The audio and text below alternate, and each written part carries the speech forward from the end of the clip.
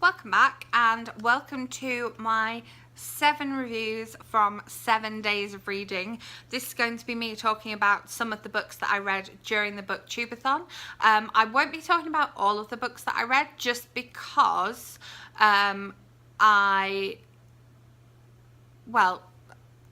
I will tell you as I go along. So the first book I read was The Crown by Carrie. I'm not going to talk about that one because I'm going to make a whole video just on the selection series. The second book I read was Into the Water by Paula Hawkins. I read this because this was the hyped book and I knew that I wanted to read this one because I really enjoyed reading The Girl on the Train. Paula Hawkins also wrote some women's fiction under a different name, and I liked those books as well. So I was like, you know, this is an author I enjoy. I definitely want to get this one. Obviously, Paula Hawkins writes psychological thrillers, and this book surrounds this river, and you know, people have drowned in the river and now there's somebody else who's drowned in the river, and there's this mystery behind the river. The book is told from many different perspectives. So we've got various people who live in this little community, and each of them have a say as the book goes along. So they each have a chapter, they each have a narrative. Sometimes it's third person, sometimes it's first person, sometimes it's second person. And then the person who is kind of the one who's being surrounded, the storyline is surrounding the new person who's died in the river. We have extracts from her book that she was writing about the river, which kind of give a little bit of insight into what was happening at the time and what's happened in the river in the past, and basically all these little snippets of people, what's happening and what has happened and their feelings about it and their feelings about other people, gives you clues as to exactly what happened with this mystery. The fact that there are so many narratives made it really difficult to follow.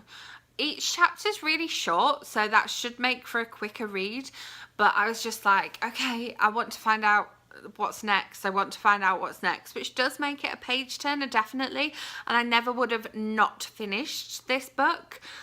But I think overall I didn't really enjoy it. I didn't find the characters terribly easy to kind of relate to. There was a few younger characters, a few older characters, a few much older characters, and yeah, I didn't really find them easy to relate to.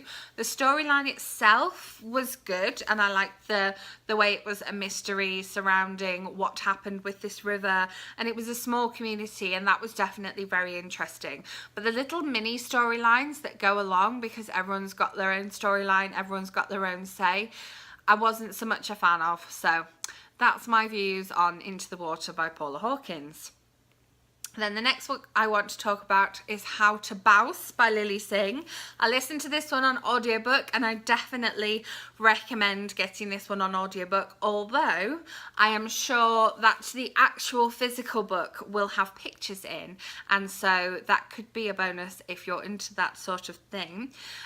This one was great because not only does she give out advice during the book, but she gives you kind of calls to action. So she's talking, for example, in a book about health and how to be healthy, and she says, you know, I'm not, you know, the picture of health, but one of the things I do is to drink water. And, you know, the idea of drinking 8 glasses of water all at once is a really daunting idea. But if you make it part of your daily routine and make it part of the fact that, you know, you do something and then you have a glass of water, you concentrate on making sure you finish the glass of water, you don't leave it behind at the table.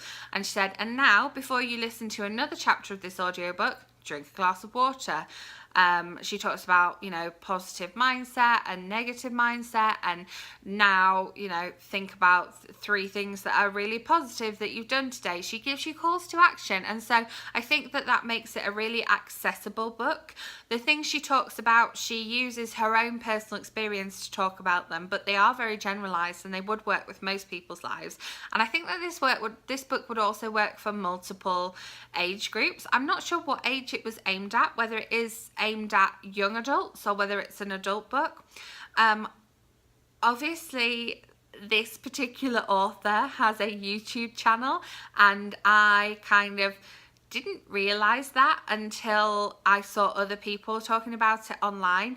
I'd just seen this book in Barnes & Noble or Target, wherever it was, and thought, that looks great, I want to get that, and got on the waiting list for it at the library. So I haven't actually watched any of her YouTube videos, but I am going to. But let that be a fact that you don't have to be a YouTube subscriber to read this book. It was just a really great book, and I felt motivated having read it, definitely. Then the third book that I want to talk about is Killer Affair by Rebecca Chance. Rebecca Chance writes what are called bonkbusters, which means that she writes novels that you might find written by Jackie Collins or Shirley Conran, and I have been a fan of Rebecca Chance since meeting her at an event and getting a signed copy of one of her books, which is on the shelf behind me. The first one I read of hers was a kind of Christmas themed book, but this one surrounds a kind of it girl. She's been a reality TV star and made herself into a brand and made herself into a big social media star. She's married to a footballer, and then she wants to write her kind of memoirs, her book, and she gets this ghostwriter in who couldn't be more different from her. She's very mousy, she's not the best looking person, and she gets her in, and it's basically about the effect that main character Lexi has on ghostwriter Caroline. It's got these two strong women in there, and yeah, the effect that they have on each other. It was really interesting reading about these two different characters and how they change and grow over the course of the book. The other characters that come in are very much kind of exaggerated versions of themselves. So, you know, you've got the footballer, you've got the other kind of it girls, you've got the publicist, you've got the publisher, you've got other people who kind of want to be around these kind of it girls, and they're very much exaggerated characters. Rebecca Chance always does an amazing job of writing sex scenes. She doesn't just write straight sex scenes either. She doesn't just write sex scenes where there are two people involved. She writes sex scenes with one person, three people, multiple people. They are very accessible, and they are very detailed and very good sex scenes. And so I know with a Rebecca Chance novel, I'm going to get drama and I'm going to get good sex scenes, and this one did not let me down. I really enjoyed reading this one. I kind of wish that I'd read it before the readathon, because I found that by the time I got to finishing this one in the readathon, I was a little bit distracted, and I think that's possibly just from like reading overload. I think my eyes were like, no more reading. But I really enjoyed this one, and I have already written a detailed review about this one on my blog, but I thought I would pop it into this video as well. Then the next one that I want to talk about, I actually have a copy of it here, is There Is No Effing Secret, Letters from a Badass Bitch by Kelly Osbourne. One of the things that I liked the most about this book is that it's written in letter form. So you can see there are various different letters there, and you've got ones like Dear Dating, Dear London, Dear Bullying, Dear Mum, Dear Dad. I found the one about Ozfest really interesting, because I really didn't know anything about that side of things, but each letter is literally written and signed by Kelly at the end. So I loved the content of the letters, obviously, and I loved the writing style. You can tell that she's, you know, being completely honest writing in these letters, and she doesn't hold back. You know, she's honest about things like addiction and things like the reality TV show that her family was obviously on. I loved the chapter about fashion. It was really interesting hearing how she got into fashion and her kind of insights in fashion now, and she also talks about how she got this gorgeous violet hair and how she came upon that. yeah, it's the honest and frank nature of each letter that really made me enjoy this book. I think I absolutely flew through it once I started it. I read it in kind of 2 sittings because I was just, yeah, really intrigued by what she had to say. She doesn't hold back. If something's caused her pain, she tells you it's caused her pain. If something's made her happy, it tells you it's made her happy. She talks about, you know, why she's decided to stay single. She talks about, you know, family issues, and really everything's covered in here. And this book, a bit like the Lilly Singh book that I read, I found really empowering as well. It kind of made me want to go, yeah, you know, I can do these things. I can be like this as well.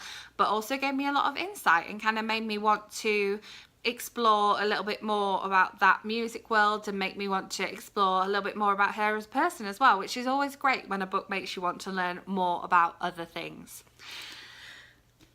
Then the next book that I want to talk about is what have I covered so far? How many have I done? I don't want to do more than 7. Let me talk to you about Too Fat, Too Slutty, Too Loud. This is the last book that I read during the BookTubeAthon, and this one was a kind of cover by as well. You see me talk about this one in my TBR video, and this one is these different stereotypes covered by different celebrities. So a bit like the Kelly Osbourne book, it's lots of different little sections, little essays. We cover Too Strong is Serena Williams, Too Fat Melissa McCarthy, Too Slutty Nicki Minaj, Too Old Madonna, Too Pregnant Kim Kardashian, Too Shrill Hillary Clinton, Too Queer Caitlyn Jenner, Too Loud Jennifer Weiner, Too Naked Lena Dunham. I particularly enjoyed the section on Jennifer Weiner. I didn't read these in order. I read the kind of sections I wanted to read. I particularly enjoyed the section on Jennifer Weiner, the Too Pregnant Kim Kardashian, and the Too Shrill Hillary Clinton. I think those 3 are together as well, which is interesting, because I learnt a lot about politics and about the history of pregnancy in the media from Kim Kardashian and Hillary Clinton. And the way it's covered is an example is given of something that particular person of note has done, and then it's explored further by Helen Peterson in the fact that, you know, what it means and the kind of, you know, things behind it. So the way Kim Kardashian carried on wearing the tight dresses and what that means and what people said about it. And again, it sent me off Googling other things and wanting to read about other things, and talking about Hillary Clinton and the things that she did and the effect it had on politics and the effect it had on the media. The Jennifer Weiner chapter obviously talks about women's fiction and how the things that women write are dealt with in the media very differently from the things that men write. And so that chapter got me really riled up. I would really recommend this book because it's different from what I expected it to be. I expected to like some of the other chapters more than I liked the chapters I ended up liking. But it's really interesting and gives you a lot of history and a lot of information behind each of them. It's not just talking about that particular celebrity or that particular person of note. And there was a couple of people in here I hadn't heard of or didn't know that they were portrayed in that way. And so it was a real eye-opener. Obviously, very empowering. Obviously, very kind of call to action-y as well. But I did really recommend this book. I liked it in a completely different way than I expected to like it. And then an audiobook that I listened to was Hunger Makes Me a Modern Girl by Carrie Brownstein. Again, kind of covering a little bit about what it means to be a powerful woman in today's society. You were sensing a bit of a theme here. I didn't really know anything about Carrie Brownstein, apart from the fact that I've seen her in Portlandia. I didn't know that she had this. Obviously I knew that she was into music because when I'm watching a TV program I like to look up things about the people in that TV program and that TV program itself on IMDb or Wikipedia or wherever. So I knew that she was into music, but I didn't realise that the band that she was in was quite so big and kind of the way she came to be. And this is very much like a memoir taking us up to where we are now. So she does talk about her past and her parents and, you know, the issues that her parents had and how she related to them and how she coped with them and how she's coping with them now. And then she talks about the band and she talks about her sexuality and her relationship with her pets. And again, it's a very honest portrayal, and I learnt so much about her from listening to this, which is always so interesting when you don't know a lot about someone and then you go into their memoir and you get to find out loads more about them. And yeah, it was just really interesting because she talks a lot about the music industry and touring when you're not a massive band and touring when you're a group of women, and, you know, the kind of the way she tore a vertebrae lugging stuff around and how she dealt with that and how stressed out she was that she got shingles. And it was just a really interesting portrayal. And then the final book that I want to talk about, apologies if I've done more than 7, I can't remember, I've lost it now, is Some Like It Hot at the Picture House by the Sea, which is a serialized novel. So the first book came out, I think, at the beginning of this year or the end of last year, can't remember now, seems like they've been here forever. This is by Holly Hepburn, and the first book was Brief Encounter at the Picture House by the Sea, and it surrounds character Gina going back to Cornwall to visit her grandparents because her grandfather has hurt his leg, and so she has to go and kind of help out. She doesn't have to, but she decides to, and then she discovers this Picture House by the Sea, and it's kind of crumbling and failing, and, you know, the job that she does means that she can help it out, and decides to kind of help out the community by doing this because she has previously lived in the community when her parents lived there before her parents decided to move to California, so she already has links there. Her grandmother and grandfather have the ice cream stand that's inside the Picture House by the Sea, which is how she discovers it. And so we've got a lot of ice cream in this series and a lot of Italian cooking and making of Italian coffee, so this series will make you hungry. The first book covers Brief Encounter, the second one covers Singing in the Rain, the third one covers Dirty Dancing, and the last one covers Some Like It Hot. But there are also other references to other films throughout the series, so it will make you want to watch and rewatch some of those classic films. It will make you want to go away and watch just a load of musicals back to back, as well as eating ice cream and drinking strong coffee, you know, a bit of affogato. Gina is a great character to take it through because she is a strong female lead that can do it all herself, will help you, but doesn't necessarily always accept help herself. But then despite not accepting help, she doesn't then get into all these mishaps and scrapes that sometimes you get from these women who are strong women but they're actually not. She, you know, manages to get herself out of these things. She's, you know, manages to deal with her relationship dramas. She manages to deal with her family dramas, and she is really, you know, going to become the strong matriarch of that family, you can tell.